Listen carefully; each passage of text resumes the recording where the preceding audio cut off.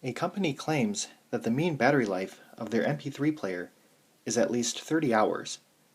You suspect this claim is incorrect and find that a random sample of 18 MP3 players has a mean battery life of 28.5 hours with a standard deviation of 1.7 hours.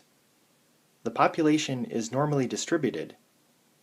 Is there enough evidence to reject the claim at alpha equal to 0.05? Now, our sample size is not 30. However, it does say that the population is normally distributed, so we're okay. The claim is mu is greater than or equal to 30.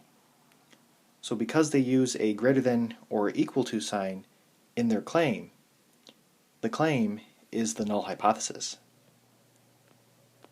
The alternative hypothesis will be mu is less than 30. So this is going to be a left-tailed test.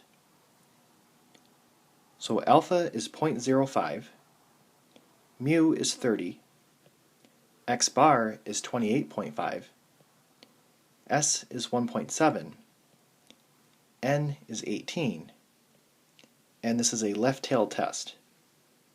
So now let's go to the calculator. So I press the Stat button, and then I select t-test, and then I enter all of my information and press calculate.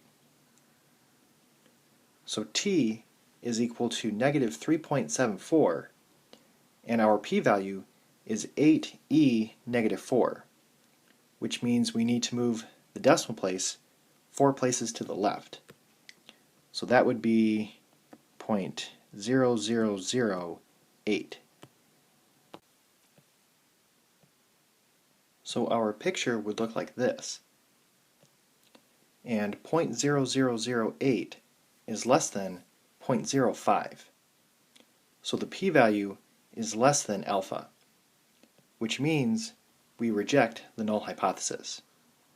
So our conclusion would be, at the 0.05 level of significance, there is enough evidence to reject the company's claim that the mean battery life is at least 30 hours.